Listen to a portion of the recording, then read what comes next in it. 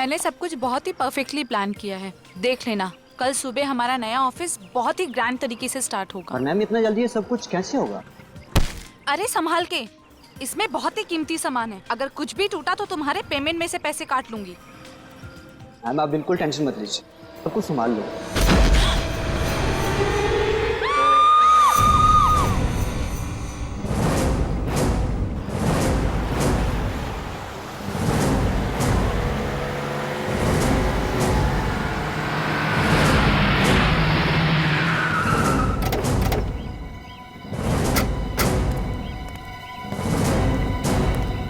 Excuse me, एक minute.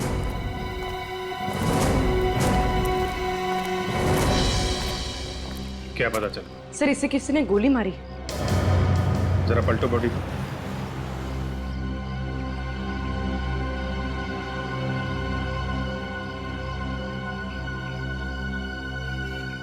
गोली are पार हो गई है। हाँ सर। किसी ने देखा गोली चलाने वाले को?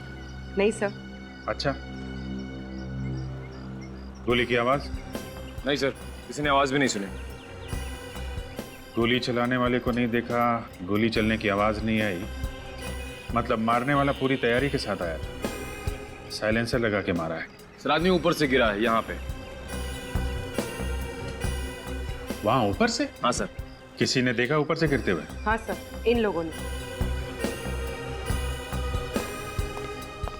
क्या देखा आप लोगों ने यहाँ पे? सर मैं यहाँ खड़े होकर अपने असिस्टेंट से बात कर रही थी और अचानक से ये लाश ऊपर से मुंह के बल यहाँ गिरी।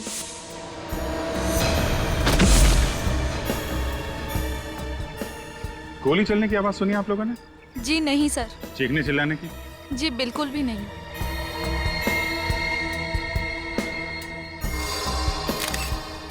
कौन है ये आदमी, आप लोग जानते हैं? नहीं सर। नहीं सर। ये यहाँ काम नहीं करता क्या? I don't think so. नहीं सर।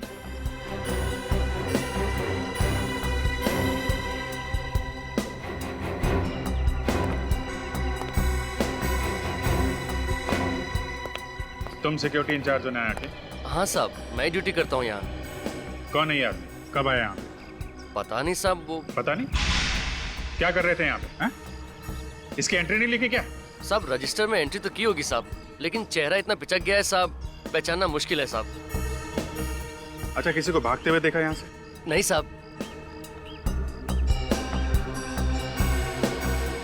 कोई आईडी वगैरह? सर आईडी वगैरह तो नहीं है। पैंट के अंदर वाली जेब में ये ड्रग्स का पैकेट है। ड्रग्स का पैकेट? सर ये देखिए।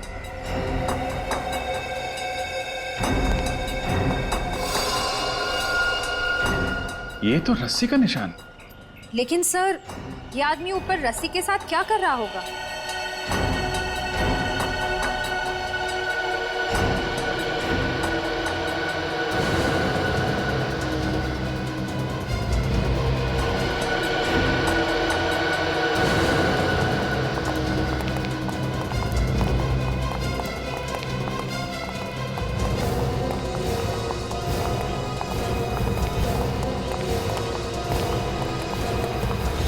सर एक और लाश।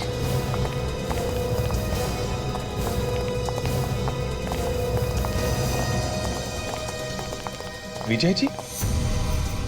सर आप जानते हैं इन्हें? हाँ, ये एक रिटायर्ड पुलिस ऑफिसर है। पिछले साल ही रिटायर हुए थे। Retired police officer? सर यहाँ क्या करने आए होंगे? सीने पे गोली मारी है। सर इनको भी गोली आर पार हो गई, पहली लाश की तरह। माय गॉड, इनको भी गोली मारी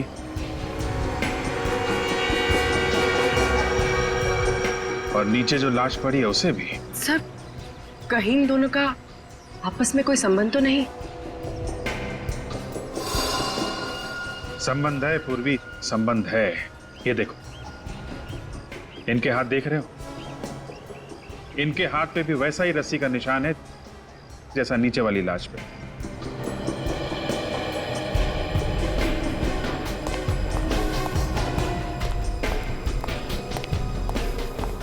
सर लाश फोरेंसिक भिजवा दी। माय गॉड, क्या हुआ सर? ये सब क्या हो रहा है?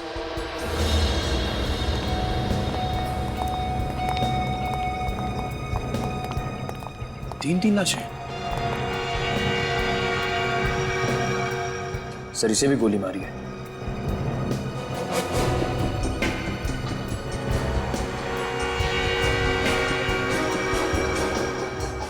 सर एग्जिट वोल नहीं है, मतलब सर गोली अभी भी अंदर है। सर बाकी दो को गोली आर पार हो गई है, इन्हें नहीं। क्या चक्कर है? सर इसके हाथ पे भी रस्सी के निशान।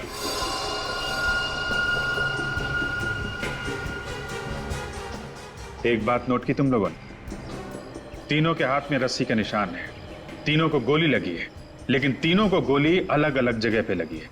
जो आदमी नीचे पड़ा है उसको गोली सीने के निचले भाग पे लगी है, विजय जी को सीने के बीच में, और इस आदमी को गले में। 3 गोलियां 3 अलग अलग जगह पे। सर हो सकता है खूनी 3 अलग अलग लोग हों। हो सकता है, मगर कितनी अजीब बात है, 3 खून हुए हैं यहाँ पे और किसी ने भी खूनी को देखा नहीं। इधर आओ। जी साहब। इन्हें पहचानते हो? साहब ये तो विक्रम जी हैं। विक्रम जी? कौन है ये? इनका ऑफिस नीचे ही है। नीचे ही ऑफिस? जी। निखिल इसके साथ जाओ और ऑफिस में से किसी को लेके आओ यहाँ पे। सर आइए।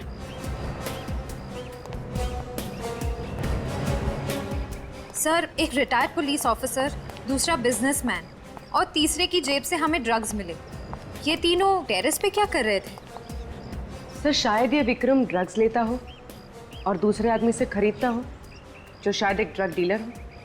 हम अगर एक retired police officer Vijay ji ये यहाँ पे क्या कर रहे थे?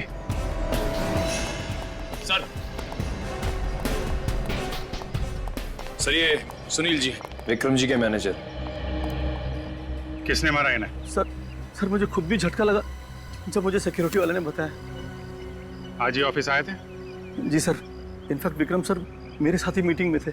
जब ये आपके साथ मीटिंग में थे तो वो यहाँ कैसे पहुंचे? जी वो तकरीबन 1 बजे सिगरेट पीने के लिए ऊपर आए थे। ये सिगरेट पीने हमेशा यहीं पे आते थे? जी।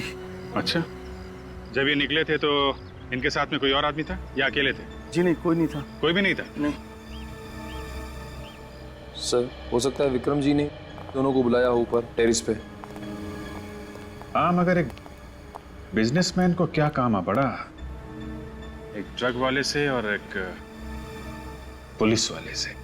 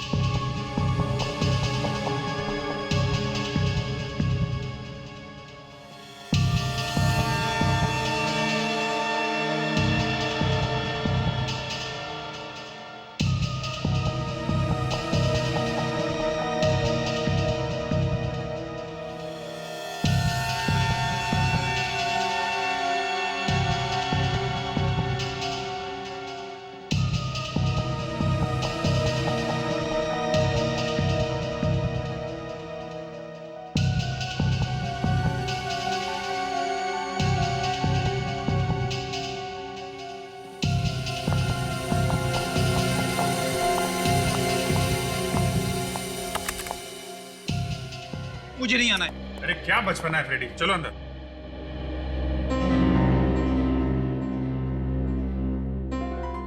मैं नहीं आऊंगा, मुझे नहीं आना है। अरे नाराज होने से क्या फायदा है यार? बात कर लेते हैं डॉक्टर साहब से। क्या हुआ? आज फ्रेडी सर के मिजाज क्यों खराब है? अब क्या बताऊं तारिका जी, ये डॉक्टर साहब, इनकी वजह से हो रहा है सब।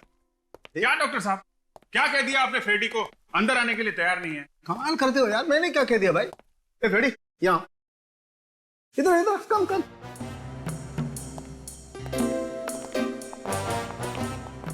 क्यों भाई, क्या बात है? मैंने क्या कहा तुमसे? हाँ, परसों तो आपने कहा था ना, फॉरेंसिक लैब में आना है तो दिमाग का ताला खोल के आना है, वरना आना ही नहीं है। हाँ यार, तो ठीक ही कहा।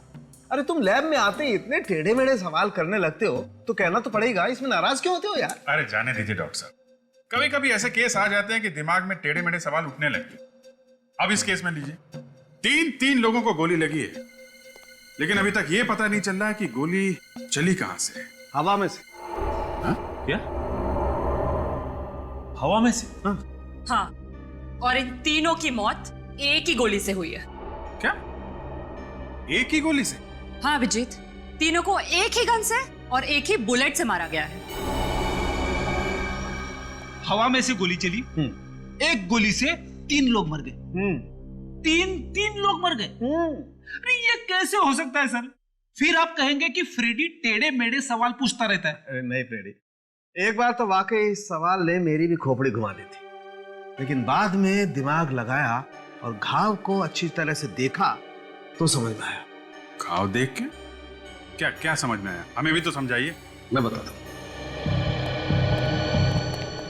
ये देखो, इसके घाव को देखो। इस आदमी को गोली यहाँ सीने पर लगी है। वो तो साफ दिखाई दे रहा है। अरे यार, पहले पूरी बात सुन लेनी चाहिए सचिन। हाँ, अगर ये दिखाई दे रहा है तो ये भी तो दिखाई दे रहा होगा कि इसे यहाँ सीने से काफी ऊपर गोली लगी। और ये देखो, इस आदमी को गोली गर्दन पर लगी। तो ये अभिजीत, ये तीनों लोग एक ही लाइन में खड़े हुए थे, आगे पीछे। और ये पहला वाला आदमी खूनी से करीब 1.5 से 2 फीट की दूरी पर था और खूनी ने गोली नीचे से चलाई, यूं।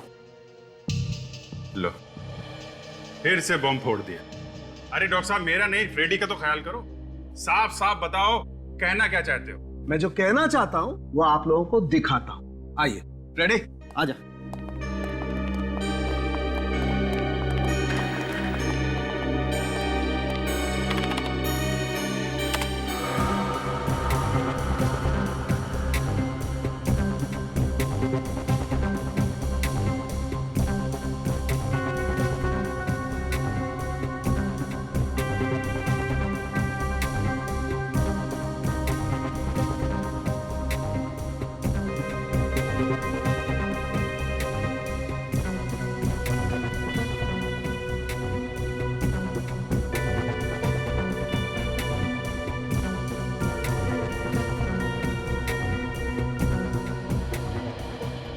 तीनों अपनी मौत को खींच रहे थे। सर, मेरी समझ में ये नहीं आ रहा है कि उन तीनों मरने वालों का आपस में कनेक्शन क्या है? फ्रेडी एक एक्स पुलिस ऑफिसर विजय है, दूसरा बिजनेसमैन विक्रम, और तीसरा वो आदमी जिसके पास से हमें ड्रग्स मिले थे। तीनों के तीनों एक साथ उस बिल्डिंग के छत पर थे। क्यों? कोई ना कोई कनेक्शन तो जरूर होगा ना उस तीनों के बीच में, इसीलिए तो वहां उस छत पर थे एक साथ। सर, ड्रग्स का चक्कर हो सकता है, शायद वहां कोई ड्रग डील हो रही हो। अगर ऐसा है तो फिर वो एक्स पुलिस ऑफिसर वहां पे कर क्या रहा था? हो सकता है वो एक्स पुलिस ऑफिसर उस ड्रग का गैंग मेंबर हो, या फिर ये भी हो सकता है कि वो किसी का पीछा कर रहा हो। लेकिन हमें पता लगाना चाहिए उस तीसरे आदमी का, वो तीसरा आदमी जिसके पास से वो ड्रग्स मिले थे, वो कौन है?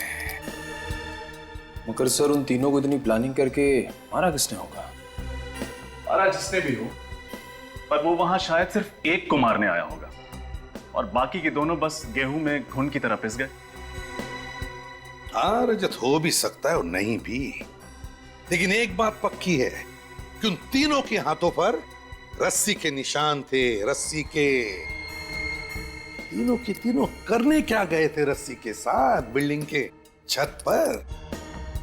चक्कर क्या है रस्सी का? एक बात और, विक्रम के मैनेजर ने हमें बताया था कि उसने कभी भी विक्रम के मुंह से विजय का नाम नहीं सुना था। मतलब विक्रम विजय को जानता नहीं था, है ना?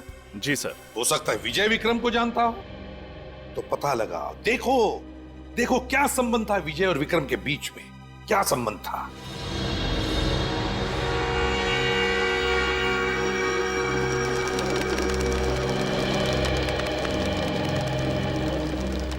डॉक्टर सारुंखे ने बताया था कि पहले आदमी को खूनी ने 2-3 फीट की दूरी से गोली मारी है, और वो भी नीचे के एंगल से। पहले आदमी को सीने पे लगी, दूसरे को सीने पे ऊपर, और तीसरे को गले में लगी। इसका मतलब खूनी यहां से बाहर लटक रहा था। पर सर कोई ऐसे हवा में से गोली कैसे चला सकता है? पूर्वी उन तीनों के हाथ में रस्सी के निशान थे, तो शायद उन तीनों ने ये रस्सी पकड़ी होगी और खूनी उसी रस्सी के दूसरे सिरे पे नीचे लटका होगा। और सर खूनी रस्सी से लटका क्यों होगा? और अगर लटका था तो वो तीनों रस्सी खींच क्यों रहे थे? उसकी मदद क्यों कर रहे थे? शायद उन्हें मालूम नहीं होगा कि नीचे लटका हुआ आदमी खूनी है और उनकी जान लेने वाला है। उसने मदद मांगने के बहाने से इन तीनों के यहाँ बुलाया और नीचे लटक के उनको गोली मार दी। लेकिन सर, उसने बिल्डिंग से लटकने के लिए वजह क्या बताई होगी? बिल्डिंग से बाहर लटकने की क्या वजह हो सकती है? बिल्डिंग से कौन आदमी बाहर निकले? वही जो साफ सफाई का काम कर रहा हो, बिल्डिंग का काम कर रहा हो, या फिर पेंटिंग का काम कर रहा हो। शोभा जी, क्या विजय जी किसी बात को लेकर परेशान थे? जी ऐसी तो कोई बात नहीं है, हाँ मगर अपने पुराने केस को लेकर थोड़ा एक्साइटेड थे। एक्साइट थे? किस केस को लेकर? जी ये तो मुझे पता नहीं है, क्योंकि काम की बातें वो मेरे साथ डिस्कस नहीं करते थे। जी विजय जी किसी विक्रम नाम के आदमी को जानते थे? ये नाम तो मैंने उनके मुंह से कभी नहीं सुना। कल घर से निकलने से पहले उन्होंने कुछ कहा था आपको, या फिर बताया हो कि वो कहाँ जा रहे हैं? जी बताया तो कुछ नहीं, लेकिन हाँ निकलने से पहले एक फोन आया था। फोन मोबाइल पे आया था या लैंडलाइन पे? जी वो लैंडलाइन पर। ये फोन कितने बजे आया होगा? यही 12 साढ़े 12 के करीब। फ्रेडी चेक करो, देखो 12 से 12:30 के बीच किस नंबर से फोन आया था।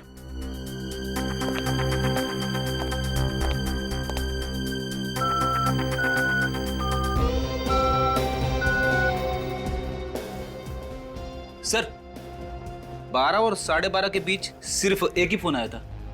कोई लैंडलाइन नंबर है? फोन करो उस लैंडलाइन पे, देखो कहाँ का नंबर है। यस।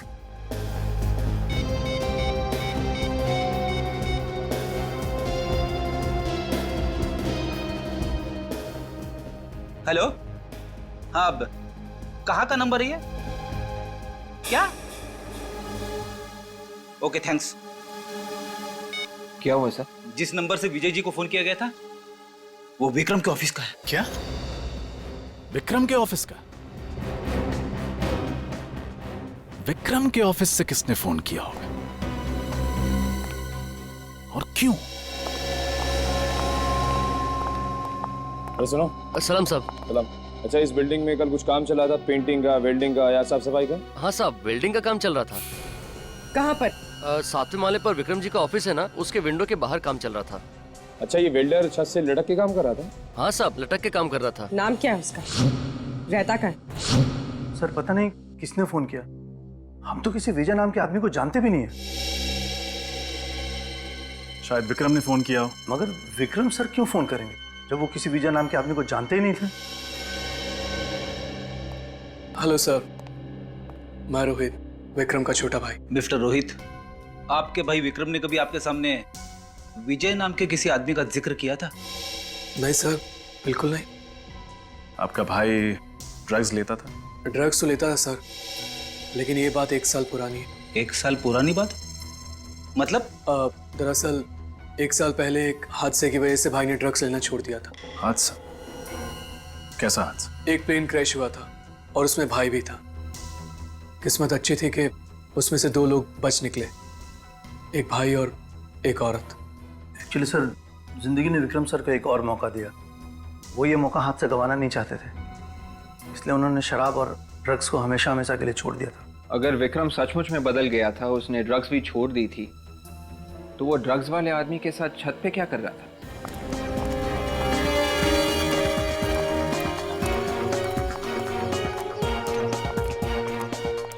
सर,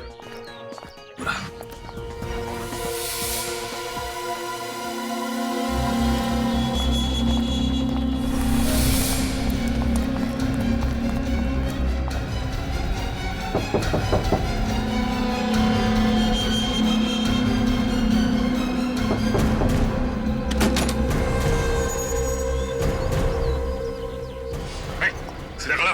क्या कर रहे हैं? देखो अंदर गन मिलती है क्या? कौन है आप लोग? हम लोग सीआईडी से। सीधा खड़ा रहे।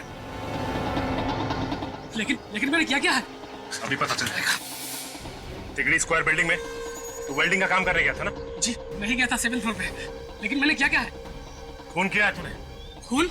हाँ, 3 लोगों का खून किया है तूने। नहीं साहब, मेरा विश्वास कीजिए, मैंने कोई खून नहीं किया। देख, झूठ मत बोल, सच सच बता। अरे साहब, मैं क्यों झूठ बोलूंगा? मैं तो दोपहर 1 बजे खाना खाने गया था और जब लौट के वापस आया तो गार्ड ने कहा कि अंदर मत जाओ, खून हो गया है, काम मत करो, जाओ।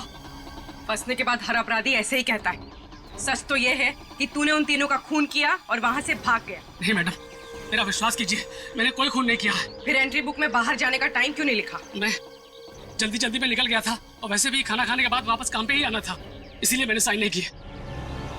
अच्छा आप ये बताइए, कल विक्रम से मिलने कौन कौन आए थे? सर रोज की तरह कल भी 10-12 मीटिंग्स थी उनकी। कोई खास बात उन मीटिंग्स के बारे में? वैसे तो कोई खास बात नहीं थी, लेकिन बहुत दिनों बाद कल ध्रुव सर आए थे। ये ध्रुव कौन है? सर, ध्रुव भाई का x business partner. X business partner? हाँ सर, दरअसल 1 साल पहले भाई से उसने पार्टनरशिप तोड़ दी थी। क्यों? सर, ध्रुव पाई के लिए मोहताज हो गया था और उसे लगता था कि इसकी वजह विक्रम है, जिसने सारा पैसा अपने नाम कर लिया। सर उस वक्त ध्रुव सर ने विक्रम सर को जान से मारने की धमकी भी दी थी। कहाँ मिलेगा ये ध्रुव? सर, घर के अंदर कोई गन नहीं मिली। साहब मेरा विश्वास कीजिए, मैंने कुछ भी नहीं किया है। अगर तुमने कुछ नहीं किया तो फिर खूनी ने तुम्हारा ही भट्टा और तुम्हारी रस्सी कैसे इस्तेमाल की? सर ये सब मुझे नहीं मालूम, लेकिन खून मैंने नहीं किया है साहब, मैंने खून नहीं किया। एक बात बताओ, जब तुम वहाँ पे काम कर रहे थे तब तुमने किसी ऐसे आदमी को देखा जो तुम पे नजर रख रहा हो, खास करके उस समय जब तुम छत के आसपास रहे हो? नहीं साहब। अगर ये सच कह रहा है तो इसका मतलब यह है कि इसके जाने के बाद 1 बजे खूनी वहां पे आया और इसी की रस्सी और इसी का फट्टा इस्तेमाल किया और इसके आने से पहले खून करके वहां से निकल गया। अच्छा, तुमने वहाँ कुछ ऐसा देखा या सुना जो तुम्हें अजीब सा लगा? मैडम, 7th फ्लोर की खिड़की के बाहर में वेल्डिंग कर रहा था कि मुझे अचानक अंदर से कुछ गिरने की आवाज आई। ऐसा लगा कुछ गिर के टूट गया हो और शायद वहां पर कुछ लोगों के लड़ाई झगड़े की भी आवाज आ रही थी, मगर वो लोग किस बारे में बात कर रहे थे, क्या बोल रहे थे, ये मेरी कुछ भी समझ में नहीं आया। अच्छा ये सब हुआ कितने बजे? सर यही करीब 11 साढ़े 11 बजे। 11 साढ़े 11 बजे? अच्छा ये बताओ कि कल 11 साढ़े 11 के बीच तुम विक्रम के ऑफिस में गए थे? हाँ गया था। क्यों?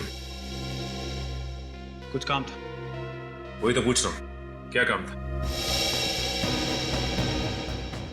आप लोगों को इससे क्या लेना देना है? लेना देना है मिस्टर, इसीलिए तो पूछ रहा हूँ, क्या काम था? आप लोग तो दादागिरी कर रहे हैं मेरे साथ। ये दादागिरी नहीं मिस्टर ध्रुव, शराफत से पूछ रहे हैं, बता दीजिए।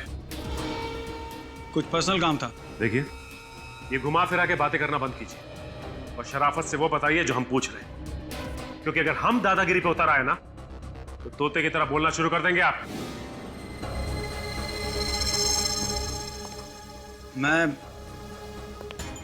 मैं विक्रम से कुछ काम की बातें करने गया था। बात करने गए थे या जान से मारने की धमकी देने गए थे? धमकी? मैं भला उसको धमकी क्यों दूंगा? तो फिर तुम दोनों के बीच में झगड़ा किस बात पे हुआ? सर वो झगड़ा नहीं था, एक मामूली सा आर्ग्यूमेंट था। अच्छा, मामूली सा आर्ग्यूमेंट था? हा? ये तो काफी महान इंसान मालूम होता है। आपके लिए चीखना, चिल्लाना, चीजों को तोड़ देना, ये सब एक छोटी सी आर्ग्यूमेंट। मैं सच कह रहा हूं, मेरा यकीन कीजिए, हमारी बहस जरूर हुई थी लेकिन उसके बाद सुलह भी हो गई थी। सुलह नहीं हुई थी, बल्कि उस मामूली कहासुनी के बाद तुमने उसका खून कर दिया। देखिए मैडम, मैं मानता हूं कि मेरा विक्रम के साथ आर्गुमेंट हुआ था और मैंने गुस्से में वाद भी तोड़ा था, लेकिन इसका मतलब ये तो नहीं कि मैं उसका खून कर दूंगा। फिर किसने किया खून? मुझे नहीं मालूम सर, विक्रम मेरा दोस्त था, मैं भला उसका खून क्यों करूंगा? दोस्त? मगर विक्रम के साथ तुम्हारी पार्टनरशिप टूटे हुए 1-1.5 साल हो गए ना, और तुमने कसम भी खाई थी कि तुम उसे बर्बाद कर दोगे। वाह, क्या दोस्ती है। लेकिन वो तो काफी पुरानी बात है और कभी गुस्से में कह दिया होगा। तो फिर तुम्हारी विक्रम के साथ कहासुनी किस बात पे हो गई थी? सर, मैं विक्रम के ऑफिस अपना कंपनसेशन लेने गया था, जो कि मुझे हर कीमत पर चाहिए था। मगर क्या? मगर सर, विक्रम ने कंपनसेशन देने के लिए साफ इनकार कर दिया। उल्टा वो तो मुझे अपने ऑफिस से बाहर निकालने की बात करने लगा। फिर क्या हुआ? फिर सर, मैंने विक्रम को उसके किए हुए सारे फ्रॉड याद दिलाए। वो तुरंत मेरे सारे नुकसान की भरपाई करने को तैयार हो गया। भरपाई करने को तैयार हो गया? हाँ सर, उसने चेक भी काट के दिया मुझे। चेक दिखाओ। हाँ सर, इससे पहले मैंने कई बार विक्रम को उसके फ्रॉड की याद दिलाई, लेकिन हमेशा वो पैसे देने में आनाकानी करता रहा। फिर इस बार कैसे उसने चेक काट कर दे दिया? सर, मैं खुद भी बड़ा हैरान हूं कि ये सब कैसे हो गया। कहीं विक्रम बदल तो नहीं गया? ये देखिए सर, विक्रम का साइन भी है। ये भी तो हो सकता है कि ये चेक तुमने विक्रम से जबरदस्ती लिया। सर, अगर जबरदस्ती करनी होती तो काफी पहले कर चुका होता। अच्छा, कल दोपहर 1 से 2 बजे के बीच में तुम कहाँ थे? मैं एक बिजनेस मीटिंग में था। आप चाहें तो पूछ सकते हैं। वो तो हम पूछ ही लेंगे, लेकिन आप ये बताइए कि आपने विक्रम के आसपास ऐसा कुछ देखा या सुना जो अजीब सा लगा?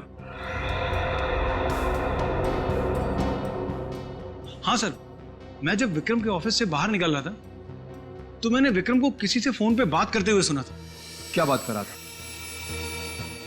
सर, वो बड़ी टपोरी लैंग्वेज में बात कर रहा था। लेकिन वो बात किससे कर रहे थे? किससे? भीकू नाम के किसी आदमी से बात कर रहा था।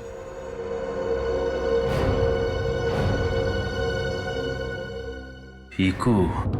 सर, मैंने ध्रुव का बयान क्रॉस चेक किया, वो सच कह रहा है। 1 और 2 बजे के बीच में वो अपने ऑफिस में एक बिजनेस मीटिंग ही अटेंड कर रहा था। मतलब विक्रम का जब खून हुआ तब ध्रुव अपने ऑफिस में बिजनेस मीटिंग अटेंड कर रहा था। तो फिर विक्रम का खून किया किसने? जबकि ध्रुव के अलावा विक्रम का कोई दुश्मन था ही नहीं। सर, आर्यन, क्या पता चला भीकू के बारे में? सर, ये भीकू कुछ साल पहले तक अपने एरिया का मंझा हुआ गुंडा था, छोटे मोटे क्राइम्स करता था, लेकिन पिछले कुछ साल से वो ड्रग सप्लाई करने लगा था और सिर्फ अमीर लोगों को अपने ड्रग्स बेचता था। अच्छा, एक और ड्रग डीलर? सर, जब मैंने भीकू की सारी डिटेल्स निकाली तो मुझे एक झटका लगा। कैसा झटका? सर, भीकू के फिंगरप्रिंट्स उस तीसरी लाश से मैच करते हैं। वो लाश जिसके पॉकेट में हमें ड्रग्स मिले। भीकू के फिंगरप्रिंट्स उस तीसरी लाश के साथ मैच करते हैं, तो इसका मतलब है वो लाश भीकू की है। भीकू की। तो फिर ये भीकू कर क्या रहा था विजय और विक्रम के साथ उस बिल्डिंग के छत पर? ये नहीं हो सकता, मेरे पति की मौत नहीं हो सकती, वो नहीं मर सकते। ये देखिए, संभालिए अपने आप को, हिम्मत रखिए। ये लीजिए, पानी पीजिए।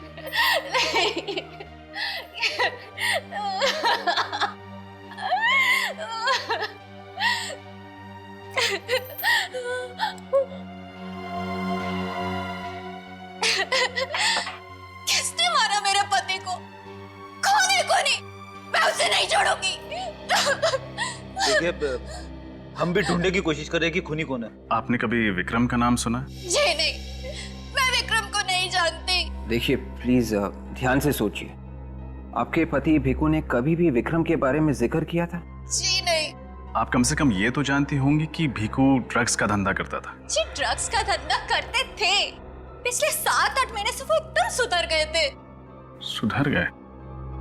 अब ये अचानक कैसे सुधर गया भीकू? जी, वो ड्रग्स डीलर की जिंदगी से बहुत तंग आ गए थे। तंग आ गया था या कोई और बात थी? जी, वो तो मैं नहीं जानती कि कोई और बात थी या नहीं। मगर उन्होंने मुझसे कहा था कि अब हमें ये सब करने की कोई जरूरत नहीं है, इसलिए। क्यों? ऐसा क्या मिल गया था भीखू को जो वो गलत धंधे छोड़ने को तैयार था? उन्हें हर हफ्ते एक अच्छी खासी रकम मिल जाती थी जिसमें हम लोग आराम की जिंदगी जी लेते थे। अच्छी खासी रकम, वो भी हर हफ्ते? कहाँ से आते थे ये पैसे? जी वो मुझे नहीं मालूम, पर वो हर हफ्ते एक पैसों का पैकेट लेकर आते थे। पैसों का पैकेट? ये पैकेट होंगे आपके पास? जी। जरा दिखाएंगे कैसे हैं ये पैकेट? जी। भीखू जैसे आदमी को अचानक इतने सारे पैसे मिलना, कहीं ऐसा तो नहीं कि उसने ड्रग्स का धंधा छोड़ के कोई और गलत काम शुरू कर दिया हो सकता है विवेक। चोर चोरी से जाए, हेरा फेरी से नहीं।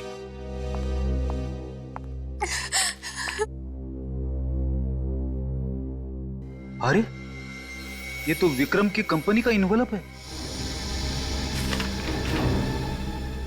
मतलब भीखू को पैसे विक्रम देता था, मगर क्यों? ये इन्वेलप कब लाया था वो? जी परसों लाए थे। परसों? एक काम करते हैं, इन नोटों की गड्डियों पर उंगलियों के निशान होंगे, उनसे पता चल जाएगा कि ये पैसे विक्रम ने दिए थे या किसी और ने।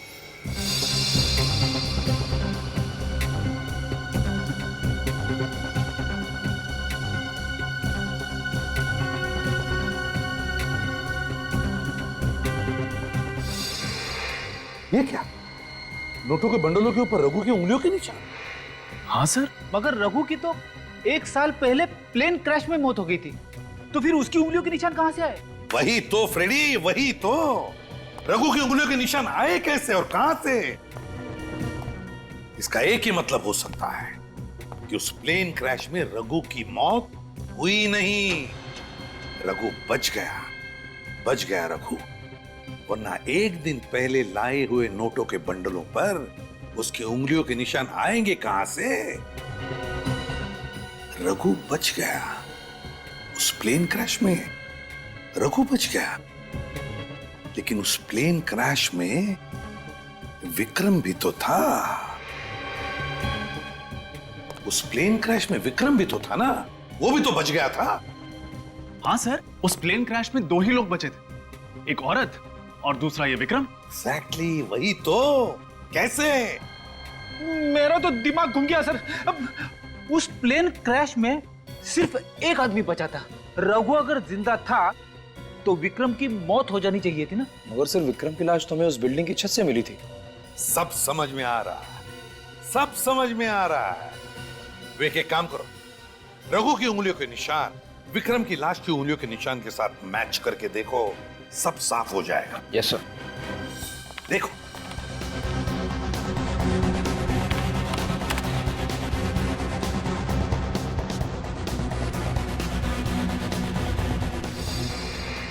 Sir perfect match.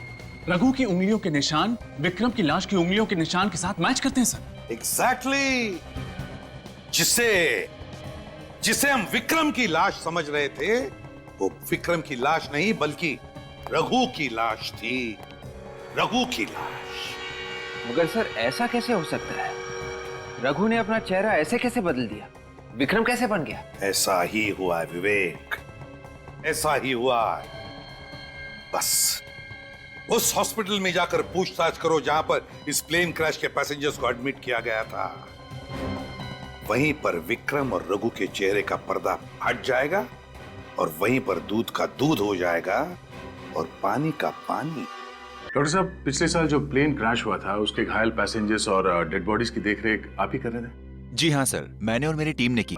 जो लोग घायल हुए थे और जिनकी मौत हुई थी, उनके बारे में कुछ जानकारी चाहिए थी हमें। वो प्लेन बहुत बुरी तरीके से क्रैश हुआ था। हमने बहुत कोशिश की सर, लेकिन सिर्फ 2 लोगों को बचा पाए। और उनमें से एक का नाम था विक्रम। क्या आप हमें बता सकते हैं कि जब उस आदमी को यहाँ लाया गया तो वो किस हालत में था? जब उसे यहाँ लाया गया था उसकी हालत बहुत खराब थी। उसका शरीर बिल्कुल जल गया था, चेहरा तो बिल्कुल पहचान में नहीं आ रहा था। तो फिर आपने उनकी प्लास्टिक सर्जरी की? जी हाँ। डॉक्टर साहब, आपको इस बात का यकीन कैसे हुआ कि जिस आदमी का आप लोग प्लास्टिक सर्जरी कर रहे हैं वो विक्रम ही है? हो सकता है वो कोई और था जिसे आप लोग विक्रम समझे। उस क्रैश के वक्त यहाँ पर 100 से ज्यादा लोगों को लाया गया था और सबकी हालत बहुत खराब थी और हमारे पास टाइम कम था, इसलिए हमने पेशेंट की पहचान उनके सीट नंबर से की। उसी से पता चला कि वो विक्रम है और उसकी तस्वीर की मदद से उसका चेहरा ठीक किया। जानकारी के लिए बहुत बहुत शुक्रिया। Thank you doctor. You welcome. Sir एक बात समझ नहीं आई, रघु को विक्रम का चेहरा तो मिल गया, लेकिन उसके घर वालों ने उसके हाव भाव, उसकी आदतों से कभी पहचाना नहीं कि विक्रम नहीं कोई और है। हो सकता है रघु विक्रम को अच्छी तरह से जानता हो, इसलिए बड़ी आसानी से उसका हमशक्ल बन के उसकी जिंदगी जीने लगा। हमें यह पता करना चाहिए कि रघु और विक्रम इन दोनों का आपस में क्या कनेक्शन था।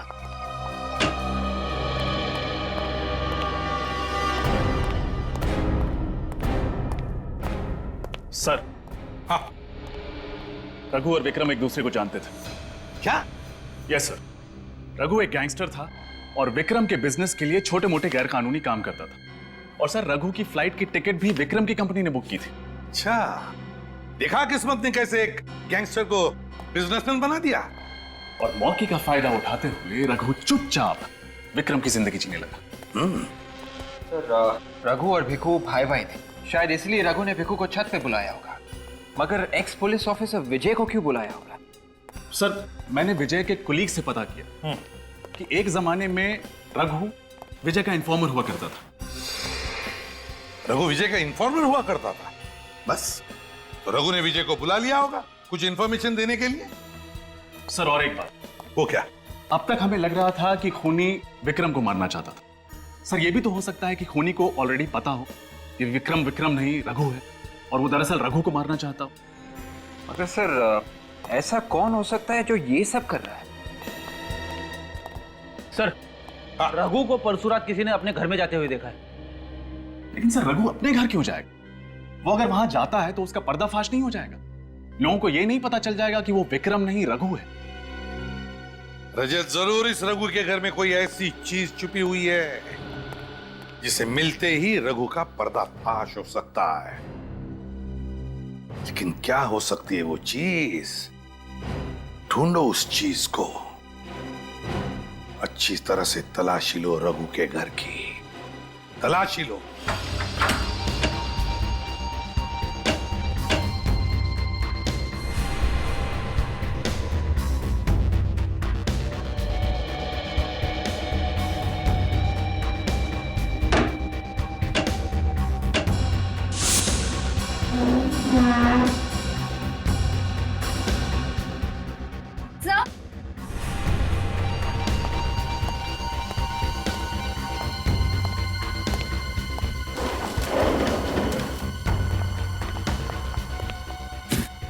सर इतने बड़े पैकेज में क्या हो सकता है? खोल के देखते हैं।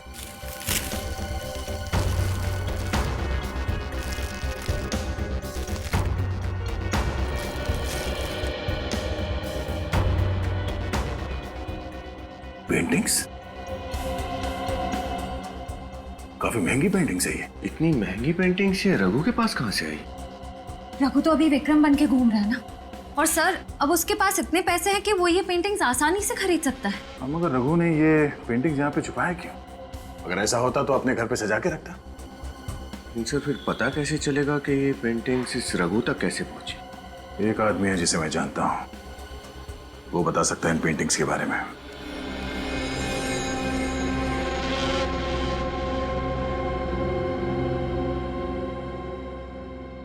ये देखो, रॉको, एक बहुत ही महान इटालियन पेंटर जिसने ये पेंटिंग बनाई।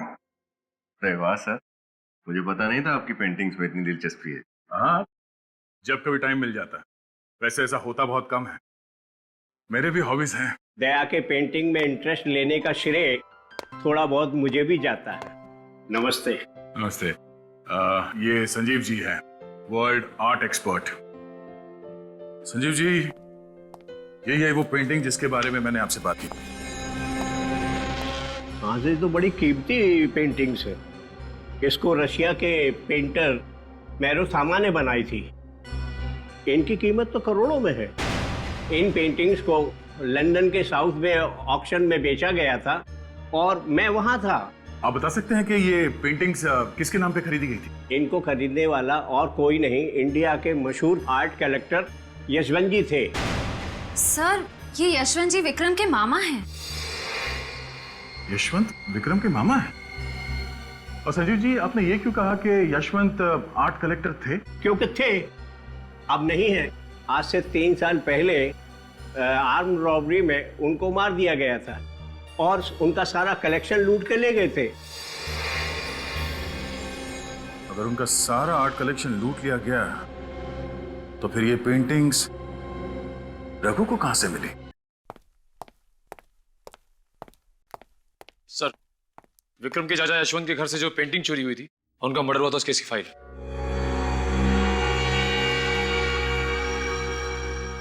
अरे ये क्या हुआ सर?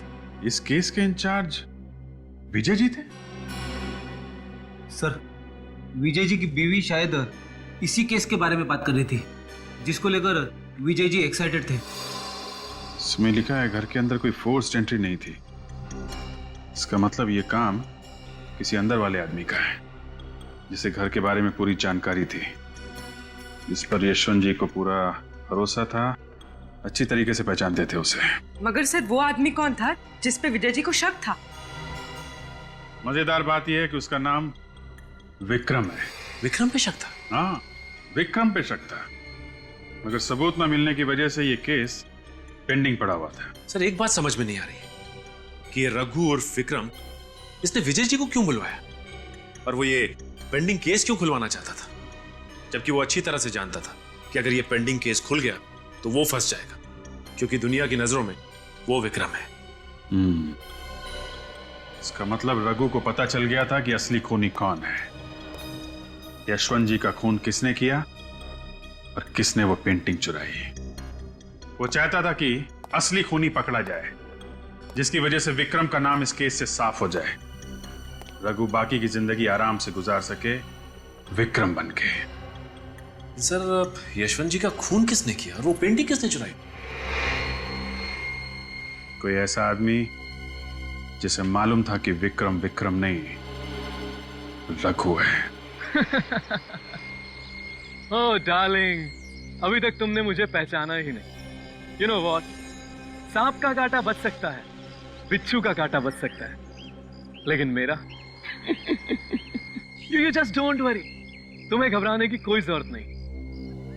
और फिर तुम तो जान हो हमारी, सारे रास्ते साफ हो चुके और अब जल्द ही तुम हमारी दुल्हन बनोगी और इस सारी जायदाद।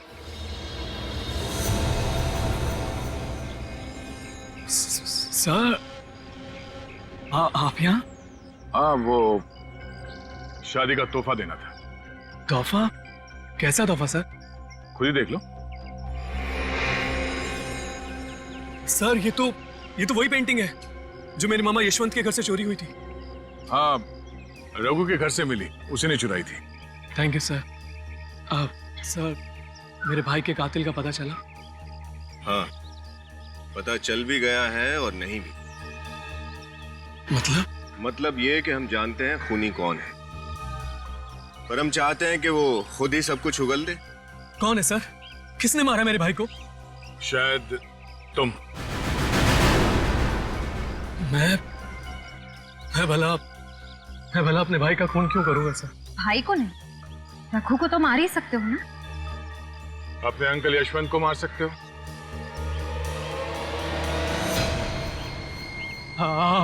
अब जब तुम्हें पता चली गया है तो कोई बात नहीं। पागलपन छोड़ो, गन नीचे करो। मैं खुद को गोली मार लूंगा। ठीक है, तुझे मरने का इतना ही शौक है तो मार ले अपने आप को गोली। हाँ, वैसे भी तुझे फांसी तो चढ़ना ही है, 4 खून किया तुमने। मार गोली अपने।